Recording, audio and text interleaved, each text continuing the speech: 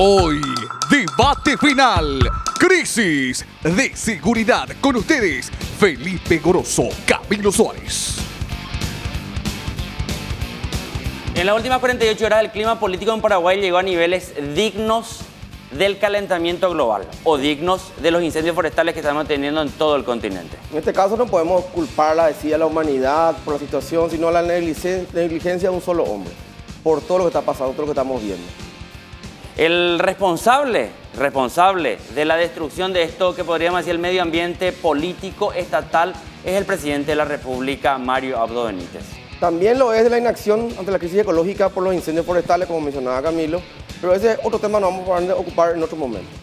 Es cierto que hay un problema que podríamos decirlo es estructural y tiene ya raíces históricas de larga data, pero llegamos a un punto en que la propia policía está en contra del Ministerio del Interior. Y se da una cuestión muy particular, para no decir cómica o tragicómica. Todos los cargos que fueron, digamos, removidos, sacados, no está el ministro del Interior. Y justamente el cargo de él es el que está, digamos, en el foco de la tormenta, ¿verdad? ¿Cómo está manejando el gobierno esto que podríamos decir, aquella figura típica de los San Juanes? Un feroz pelota tatá. ¿Lo está haciendo bien, mal?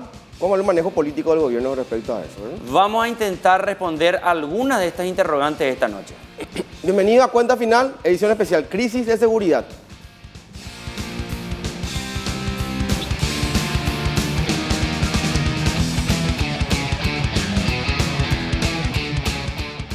Cuando todavía estábamos atónitos, anonadados con lo que había sucedido en esa penitenciaría regional del departamento de Itapúa, en esa fuga que se transmite casi en vivo e indirecto, que después retornan los internos teniendo como rehén a uno de los guardiacárceles, el jefe de seguridad de la penitenciaría allá en Itapúa, pensábamos que se iban a tomar medidas drásticas, dramáticas. Bueno, se mueve el avispero, sale la ley que declara en emergencia al sistema penitenciario y uno decía, bueno, ahora que tiene una ley que declara emergencia al sistema penitenciario van a tomar medidas rápidas y contundentes para afrontar una situación que ya se le había escapado de las manos. ¿Recuerda usted, señor, señora?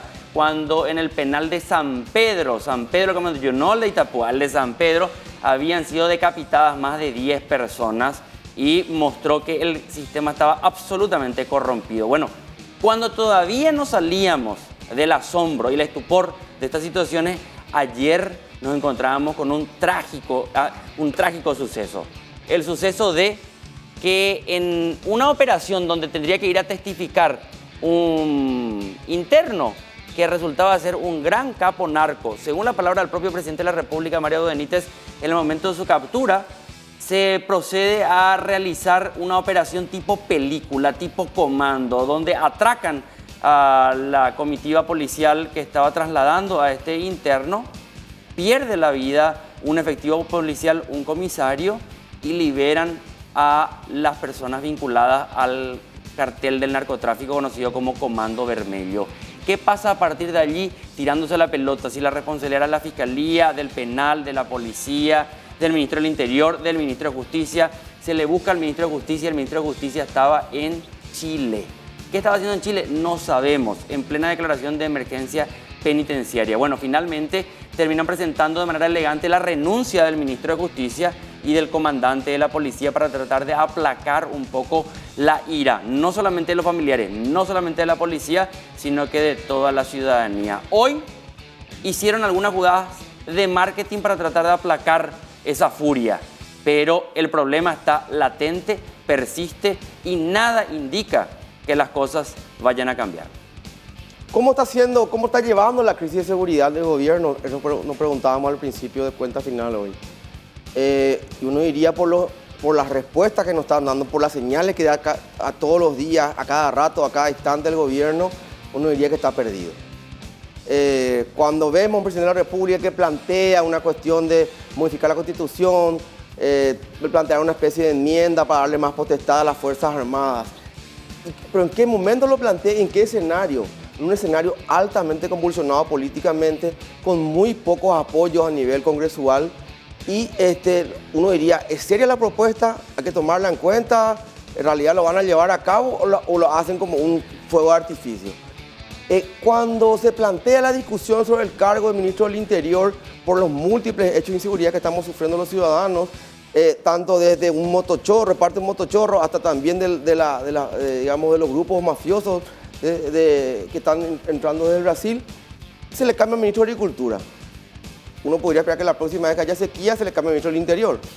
O cuando haya algún tipo de problema económico se le cambie al ministro de, no sé, del Ambiente, ¿verdad? Entonces, cosas que uno no puede entender. Evidentemente, como decía mi compañero, son golpes de efecto que tratan de tapar qué cosa. Primero, que se deje de hablar de la muerte del comisario Ferrari, que a todos nos debería de ocupar. Y también que dejen de cuestionarse la profesionalidad, el carácter y la gestión al frente del Ministerio del Interior. También tenemos que ser muy claros y precisos al respecto. Lo que pasó ayer en la zona costanera norte no tiene directamente relación con el Ministerio del Interior. ¿En qué sentido? Que es una operación que está gerenciada por el Ministerio de Justicia. Tiene que ver directamente con la parte de penales y demás, de penitenciarías. Pero la cobertura de seguridad sí está a cargo del Ministerio del Interior.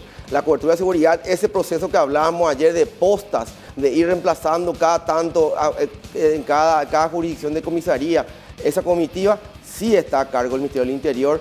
Y para mal o para bien, el que estaba en el país y que tuvo que dar la cara ayer fue Villamayor. Dio la cara ayer y uno dice, la verdad que para decir lo que dijo no hubiese dicho nada.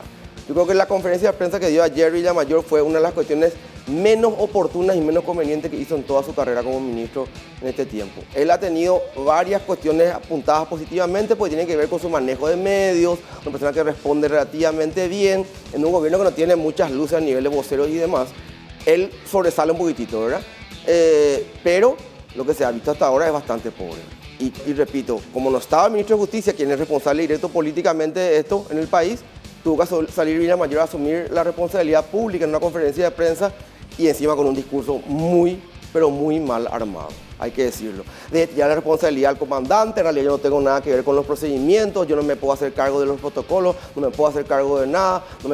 44 horas antes le había dicho que le ponía inclusive plazos a la policía para que empiecen a generar resultados. Una descoordinación, un doble discurso, un triple discurso absoluto.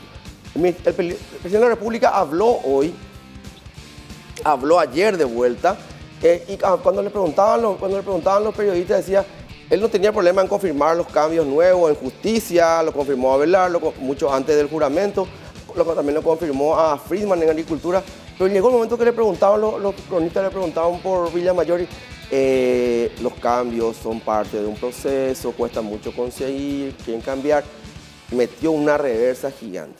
Lo cual habla de que todavía Villamayor tiene mucha ascendencia sobre el presidente de la República y aún todavía preserva muchísimo poder, pese a que su resultado y su gestión es bastante pésima. Mira, Felipe, vos sabés que creo que hay dos situaciones que se vinculan, que están relacionadas.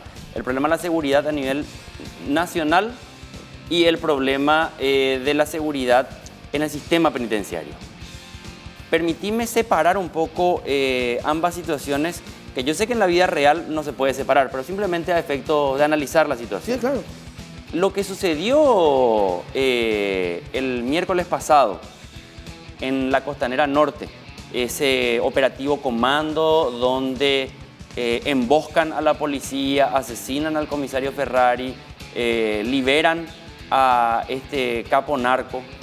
En realidad, haciendo el recorrido de cómo sucedió, uno encuentra que la responsabilidad directa recae en el Ministerio de Justicia. Y más específicamente, la Dirección de Institutos Penales y más específicamente, la Dirección del Penal de Emboscada. A mí no me cabe duda a esta altura de los acontecimientos que acabó una operación donde fueron sobornados varios agentes del Estado paraguayo, varios agentes. Donde está gente del sistema penitenciario, del Ministerio de Justicia, de la Policía Nacional y de la propia Fiscalía. A mí no me cabe duda. No tengo elementos suficientes porque también están las investigaciones en marcha para decir quién fue la cabeza, quién fue el que empezó, quién y compañía. Pero Felipe, me tocaba entrevistarle en radio al comisario encargado de Emboscada. Y le preguntábamos, ¿cómo es comisario? Porque ustedes tienen una penitenciaría allí, ¿cómo es que se realizan los acompañamientos y los traslados? Y describe él de manera muy precisa. Dice, bueno, nosotros recibimos una comunicación del penal, siempre nos dicen, bueno, vamos a trasladar y por favor den cobertura para que no haya ninguna fuga o ningún escape. Pero cuando se trata de reos de alta peligrosidad, por ejemplo narco o alguna persona que podría revestir algún problema de seguridad, el director del penal se comunica directamente con la Comandancia General de la Policía y la Comandancia General designa a un pelotón de la FOPE que acompaña durante todo el trayecto. Y nosotros hacemos el acompañamiento por postas. O sea, nosotros hasta donde termina nuestra jurisdicción. Por cada jurisdicción. ¿Qué es lo que aquí llamó la atención y muestra que hubo corrupción directamente para sobornar a las autoridades penitenciarias? Es mi posición que la comisaría de emboscada solamente recibe una nota tradicional como si se tratara de un reo común y corriente. ¿Por qué digo esto? Porque claro que hay mucho descontento con respecto a la labor del Ministerio del Interior, pero no quiero yo que perdamos la pelota con relación a la responsabilidad directa del sistema penitenciario y la corrupción a diestra y siniestra. ¿Por qué todavía aquellas personas vinculadas a la dirección de institutos penales continúan en sus cargos? Claro. Porque no basta con que solamente el Ministro de Justicia se haya ido. Porque acá, donde se solventa la corrupción, en realidad es allí en la administración de los penales. Felipe, mucha gente decía, ¿por qué ese guardia cárcel tiró su celular, le prestó al narco? Porque el guardia cárcel gana 2 millones, 3 millones de guaraníes y le ve a su jefe, al director del penal, juntando plata en carretilla, haciendo este tipo de negociado cada mes. Y nadie tiene moral para defender la institución. Hay un factor, Camilo, que para mí fue detonante acá, ¿verdad? Que cuando se dio el operativo donde fue, digamos, sacado, estaba bajo jurisdicción, ¿cierto? El operativo estaba gerenciado, digamos, por el Ministerio de Justicia. Yo coincido contigo en ese sentido. Pero el que fallece, el que muere, abatido, es un policía. Y ahí cambia todo el foco de la discusión, Camilo Suárez, por lo menos para mí. ¿En qué sentido? ¿En qué condiciones estaba ese policía ahí? ¿Cómo le cayó la información? Eso como mencionaba, si sabía a quién estaba transportando, a quién estaba haciendo, digamos, ese acompañamiento, si sabía su peligrosidad, quién era, el peso que tenía dentro de organizaciones tan pesadas como el Comando Vermelho y demás. Eran conscientes de eso, se los mandó prácticamente, dicho, nosotros habíamos hablado con el cuñado, digamos, de la viuda, con el hermano de la viuda, perdón, y te decía, le mandaban a mi cuñado, le mandaban al muere. Así es. Le mandaban al muere. Lo mandaban sin ningún tipo de garantía, no sabía quién era la persona que estaban transportando, no tenía chaleco. Se le preguntó al ministro del Interior por qué no llevaban chaleco. El ministro del Interior tiene la osadía de decir, yo estoy pidiendo hace rato y no me responden, no me dan respuesta. O sea, quiero más también poner en contexto otro enfoque que tal vez, y te lo voy a decir, ¿verdad? Tal vez si hubiese sido otra persona el que haya caído en ese momento, en ese operativo, no hubiese cambiado el enfoque, a lo mejor ahí sí va a caer todo el peso sobre justicia.